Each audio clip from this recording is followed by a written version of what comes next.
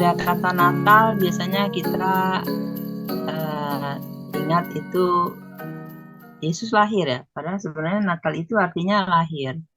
Tapi ini judulnya, judul hari ini, Christmas isn't Christmas. Kalau diterjemahkan bahasa Indonesia, eh, Natal bukanlah Natal kalau titik-titik-titik. Kalau nggak ada apa gitu ya, itu harus diisi sendiri. Kita masing-masing punya eh, apa sih yang kita pikirkan ya. Natal bukanlah Natal kalau tidak ada sesuatu gitu ya. Tapi arti yang sebenarnya lebih besar daripada sebuah kelahiran, lebih luas dan lebih penting dalam sejarah. Kalau ini bagi saya, Natal itu Yesus datang ke dunia. Kelahiran Yesus ke bumi. Buat siapa dia lahir ke bumi? Pasti untuk kita semua ya. Karena tercatat dalam Alkitab, kalau kita bandingkan dengan sejarah bangsa kita, bangsa Indonesia, uh, sejarah bangsa Indonesia ditulis-tulis ya. Kalau saya jalan ke Gramedia, buku sejarah bangsa Indonesia itu yang nulis malah bukan anak bangsa, tapi nama-nama foreigner, gitu, orang-orang asing yang menulis. Sedangkan sejarah dunia, dengan belajar sejarah dunia di sekolah, kita bisa kenal luar negeri, bangsa-bangsa yang ada di dunia. Kalau sejarah Israel, di mana itu bangsa pilihan Tuhan, itu tercatat juga dalam Alkitab. Tetapi eh, kali ini saya akan munculkan ayat ya. Satu dari ayat di sini muncul ya. Ya, ini ada tertulis Kolose 1:12, dan mengucap syukur dengan sukacita kepada Bapa yang melayakkan kamu untuk mendapat bagian dalam apa yang ditentukan untuk orang-orang kudus di dalam kerajaan terang. Ya, jadi di sini ditulis, ternyata tujuan Yesus lahir itu lebih besar artinya dari sebuah sejarah, karena dia datang untuk membawa kerajaan terang. Kerajaan Allah, kerajaan kekal, dan itu namanya kerajaan surga. Kalau misi global sini namanya amanat agung, dan pasti suatu saat amanat agung ini akan selesai. Ya, kalau kita tahu Injil tulis semua berakhir, nubuatan selesai, bahasa roh selesai semua. Tetapi hanya kasih yang firman Tuhan ini tetap, yang tertulis ini tetap ada ya. Jadi pada mulanya pas Tuhan menciptakan dunia pun jadilah terang, lalu terang itu jadi. Sekarang saya mengajak kita semua berempat untuk merenungkan di dalam hati kita masing-masing ya. Saat ini kita renungkan di dalam hati kita masing-masing. Ya, kalau bisa ingat ke masa lampau ya. Saya akan menyebut sesuatu, lalu kita renungkan masing-masing dalam hati kita. Ya, kalimat ini ya. Apa yang terjadi sebelum kita kenal Yesus? Apakah kita hanya tahu nama Yesus? Apakah kita ingat kembali, kita renungkan di masa yang lalu sebelum kita buka hati terima Roh Kudus? Saat itu kapan itu ya? Waktu itu waktu kami belum kenal Yesus, saat kami belum buka hati untuk terima Roh Kudus. Lalu sebelum kita tertindas di dalam kegiatan sehari-hari, apa yang terjadi di dalam waktu yang sudah kita lewati di masa yang lampau? Kalau kita baca Injil sekarang, setelah kita renungan tadi dalam hati, ada Passion of Christ dalam ayat yang tertulis, ya bukan aja ya share-nya, dari Yohanes 17. Ya, ini muncul ya. Passion of Christ tertulis Yohanes 17 ayat 15. Aku tidak meminta supaya engkau mengambil mereka dari dunia, tetapi supaya engkau melindungi mereka daripada yang jahat. Mereka bukan dari dunia, sama seperti aku bukan dari dunia. Kuduskanlah mereka dalam kebenaran, firman-Mu adalah kebenaran. Sama seperti engkau telah mengutus aku ke dalam dunia, demikian pula aku telah mengutus mereka ke dalam dunia. Dan aku menguduskan diriku bagi mereka, supaya mereka pun dikuduskan dalam kebenaran. Dan yang terpenting di sini, dan bukan untuk mereka ini saja aku berdoa, tapi juga untuk orang-orang yang percaya kepadaku oleh pemberitaan mereka. Nah, jadi Yesus ada Passion of Christ yang berdoa di Taman Getsemani supaya iman kita diproteksi dan dilindungi. Jadi Yesus terus berdoa, sekarang masih terus berdoa di sebelah kanan tahta Allah Bapa. Dan Yesus hanya sejauh doa. Kalau ada himbauan untuk datang persekutuan doa, kan hanya menyanyi, berdoa, menyanyi, berdoa. Kadang-kadang orang-orang menganggap kegiatannya seperti itu. Kalau dia tidak merasa bahwa Yesus hanya sejauh doa, pasti dia tidak akan datang. Tapi semua yang datang doa pasti karena mengalami Tuhan dan banyak doa-doa yang dijawab sehingga mereka selalu tidak pernah absen kalau ada persekutuan doa. Oke. Sekarang saya ajak lagi kita merenung, buka hati masing-masing. Kalau bisa tutup mata dan ingat baik-baik ya. Saat ini saya akan bertanya lagi pertanyaan. Saat pertama kita datang kepada Tuhan Yesus. Tadi dikatakan Yesus datang ke dunia untuk kita semua. Sekarang saat pertama kita datang kepada Yesus. Kemudian saat pertama kita ajari berdoa kepada Yesus. Kita masih ingat siapa yang ngajarin aku doa ya. Terus kita bisa sadar bahwa sejak kapan kita sadar. Kami lupa mungkin tanggal bulan tahunnya ya. Tubuh ini ternyata baitmu. Dan kami boleh berdoa bahwa saat kami doa itu rohmu ada di dalam baitmu berhubungan dengan rohmu yang ada di sorga. Jadi seperti roti-roti yang dipecahkan ada di tiap hati kami. Rohmu. Dan apakah saat ini Yesus masih di palungan di hati kami? Yesus di palungan di hati kami ini. Dia masih bayi dalam hati kami. Saat kami buka Yesus, menerima hati kami, terima Yesus di hati kami. Ataukah saat ini Yesus sudah teenager, berusia 12 tahun di hati kami. Lalu kami mulai membahas ayat-ayat firman Tuhan di persekutuan di mana kami berkumpul, menjelajah Alkitab bersama-sama. Atau Yesus sudah dewasa di hati tiap kami. Rohmu Yesus boleh mematikan kedagingan kami. Dan kami dipimpin oleh rohmu. Dan engkau menjadi raja Tuhan Yesus. Atau pada saat waktu di masa yang lampau itu kami merasakan kami sudah terikat satu hati dengan engkau Yesus. Kami merasa janjimu saat kami ikat hati kami di bumi akan terikat juga di surga. Oke, sekarang patutkan diri kami Tuhan. Kami mau datang kepada Yesus, patutkanlah diri kami membuat doa serahkan diri. Kita bersatu dalam doa ya. Ya Aba ya Bapa, kami saat ini kami serahkan diri. Kiranya Roh Kudus boleh sadarkan kami, tubuh ini baik tempat rohmu, Bapa Surgawi. Roh Kudus pasti tidak bertentangan dengan firman-Mu. Roh Kudus tidak akan suruh-suruh kami untuk melakukan sesuatu yang bertentangan dengan firman-Mu. Dan pasti tidak akan mendukacitakan hatimu. Datangkan juga kami, tidak akan kami padamkan rohmu Tuhan. Datanglah kerajaan-Mu di hati kami.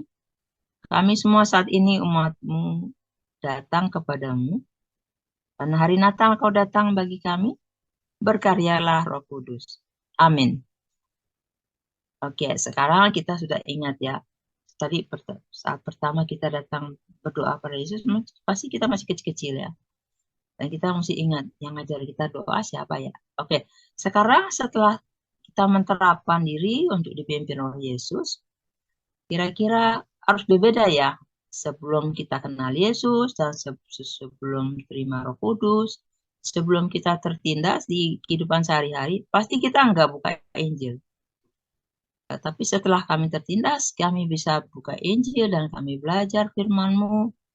Ternyata firman itu pelita bagi kaki kami dan terang bagi jalan kami. Kita bisa share terang Tuhan, lilin-lilin kita yang kita nyalakan ke kiri dan ke kanan, orang-orang yang ada di kiri kanan kami. Lalu pancar pijar kecil saja di sekitar kami setiap hari menjadi pelita bagi kaki, karena pimpinan pimpinan dari firman Tuhan yang kita baca saat teduh setiap hari, pimpin kegiatan kami setiap hari. Selama hayat di kandung badan, mana bagian kami dari tubuh Kristus? Saat kami menyadari kami bagian dari tubuh Kristus, tapi kami harus tahu bagian kami yang mana, Tuhan Yesus. Nah, sekarang saatnya kita baca situasi bahwa kita harus saling mengingatkan, saling menasihati, dan saling mengingatkan bahwa waktu Tuhan sudah dekat. Ada firman Tuhan yang saya share di sini. Ya ini. Ibrani 10 ayat 25. Ayat 24 lah ya. Mari kita saling memperhatikan supaya kita saling mendorong dalam kasih dan dalam pekerjaan baik. Janganlah kita menjauhkan diri dari pertemuan-pertemuan ibadah kita seperti dibiasakan oleh beberapa orang. Tapi marilah kita saling menasihati, semakin giat melakukannya, semakin giat menasihati dan saling mengingatkan menjelang hari Tuhan yang mendekat. Sesudahnya itu terus bisa kita baca juga sendiri. Jika kita sengaja sesudah memperoleh pengetahuan kebenaran, maka tidak ada lagi perlu untuk menghapus dosa. Tapi itu bukan ayat hari ini. Hari ini kita harus saling mengingatkan dan saling menasehati.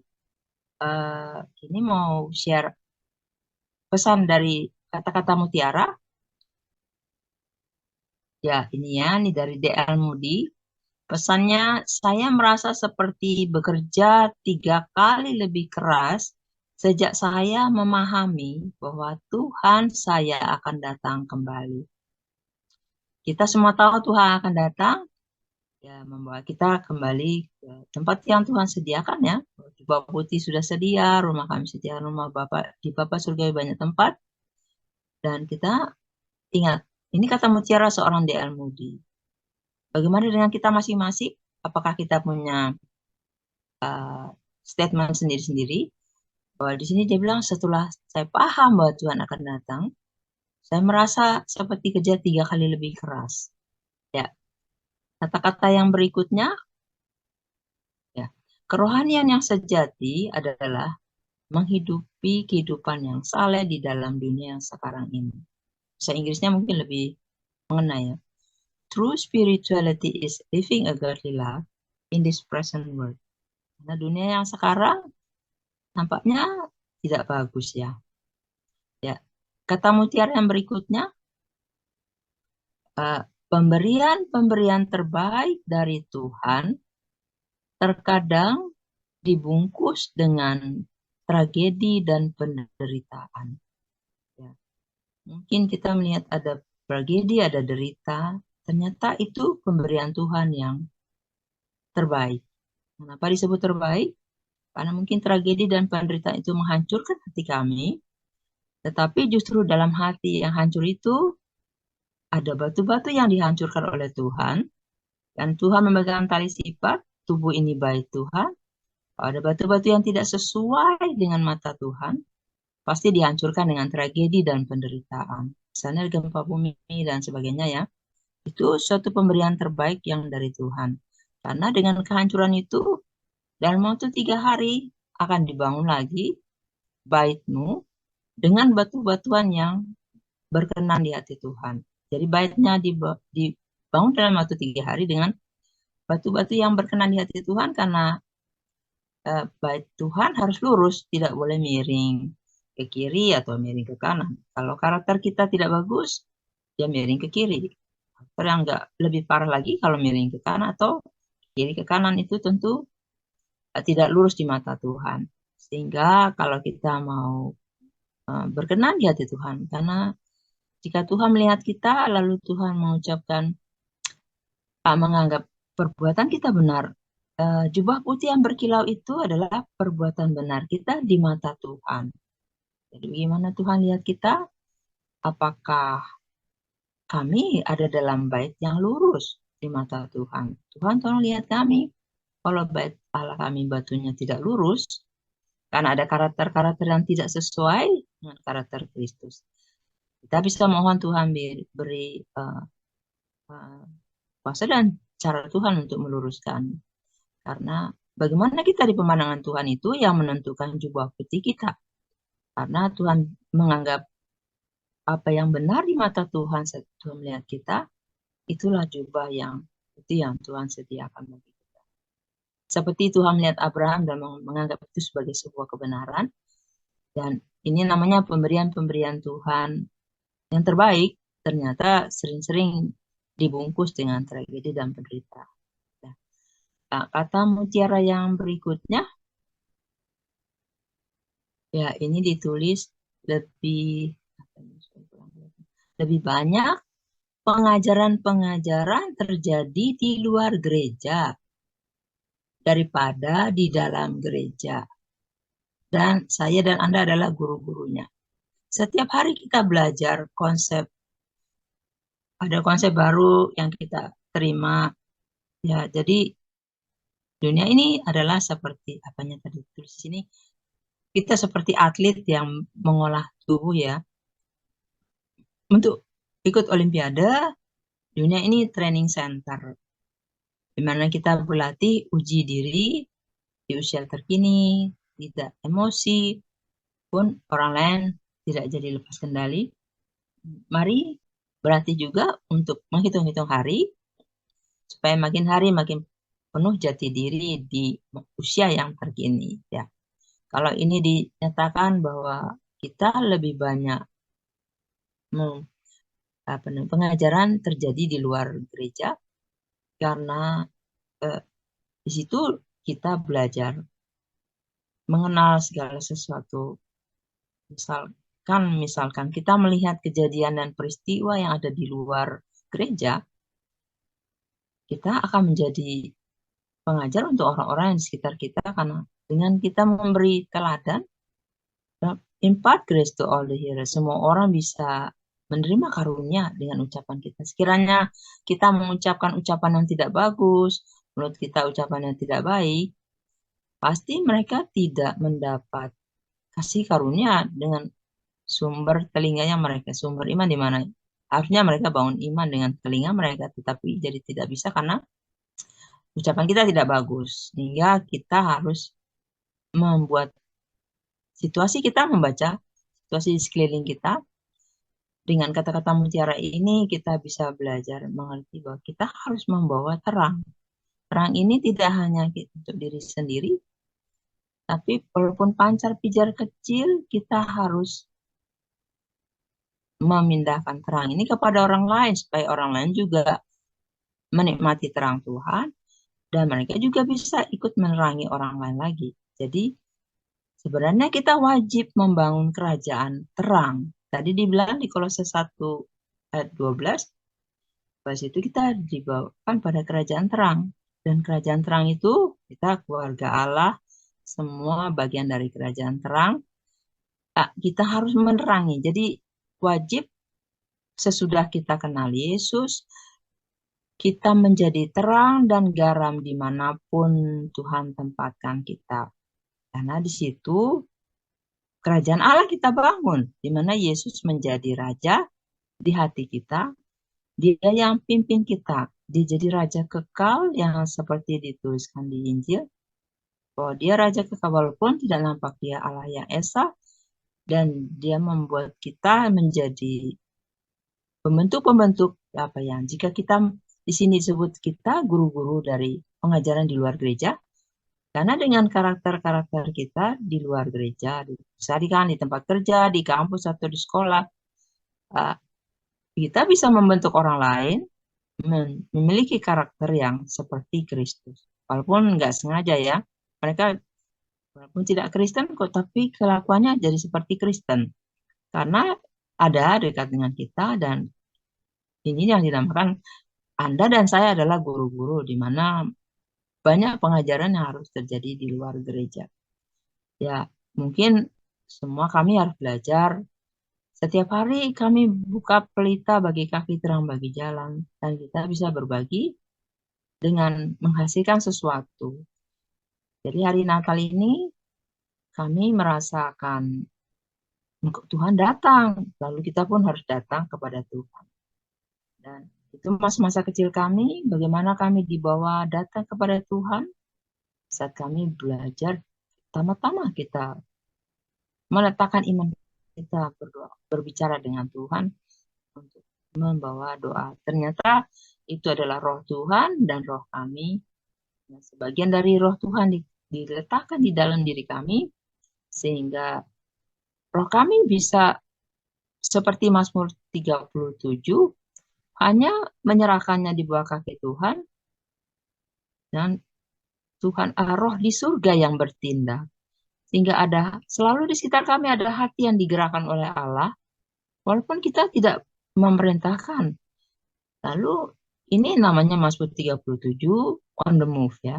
Saat kita serahkan di dalam hati kita taruh di bawah kaki Tuhan, kita berdiam diri, kita tunggu, karena ada roh di surga yang akan bertindak buat kita. Walaupun kita berserakan di seluruh bagian dunia, bersatu dalam doa, nanti roh di surga yang bertindak atas jeritan hati kita. Mungkin kita tidak ngomong ya, seperti Roma 8:26. Dengan keluhan yang tak terucap, Bapa Surgawi tahu. Ya, hingga banyak ibu-ibu yang walaupun cuma diam aja ya, tapi doanya terjawab.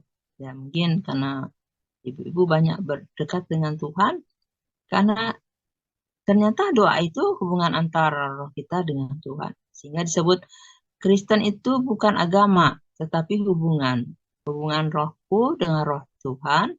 Ya seperti tadi itu, Mazmur 37 ya. Karena kita suruh tinggalkan panas hati, kita taruh aja di bawah kaki Tuhan, tunggu. Dan itu butuh kepatuhan. Butuh patuh dan taat pada apa yang tertulis di Injil, karena itu yang menerangi kita. Jadi kita jadi pengajar-pengajar di luar gereja dengan kegiatan yang seperti itu, hingga orang-orang bisa jadi seperti orang Kristen ya mereka ya, padahal mereka tidak Kristen. Tapi hasil-hasilnya udah hampir sama seperti kita, karena harus selalu ada hati yang digerakkan oleh Allah. Kan itu seperti Mazmur 37 ya. Kita hanya serahkan saja, berdiam diri dan tunggu roh di surga yang bertindak untuk kita. Apapun juga pergumulannya, kita tidak boleh mendahului kedaulatan Tuhan. Jadi hari ini kita belajar uji diri. Di usia yang terkini, kita tidak emosi. Ini masih proses, saya juga proses ya.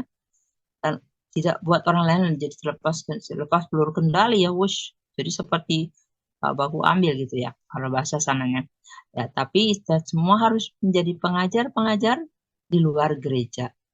Karena itulah yang membuat impart grace to all the hearers. Nah, jadi kita belajar mengasihi orang yang benci kami membalas perbuatan jahat mereka dengan kebaikan. Kemudian kami doakan orang yang menganiaya kami. Banyak ya orang Kristen yang teraniaya ya, kami doakan juga. Jadi open doors itu paling banyak. Jadi doakan orang-orang yang menganiaya tubuh fisik ataupun menganiaya iman. Juga kami doakan orang-orang yang memperalat kami. Ya banyak mungkin orang yang merasa diperalat, tapi terus mereka tidak bisa mengasihi. Tapi Tuhan tidak mengajarkan seperti itu. Kalau Tuhan berajar kepada kita mengasihi yang memusuhi, yang membenci, dan kita berbuat baik bagi mereka, kita doakan yang memperalat kita, yang menganiaya kita. Lalu kata-kata berikutnya, no renders evil for evil. Tidak boleh balas jahat dengan jahat, tapi selalu mengatakan hal-hal yang baik, sehingga impart grace to all the hearers. Jadi membangun karunia untuk semua yang mendengarkan, karena itu sumber iman mereka yang mendengarkan. Dan saya rasa tidak semua orang mendapat kesempatan untuk menjadi pelaksana firman Tuhan yang satu ini.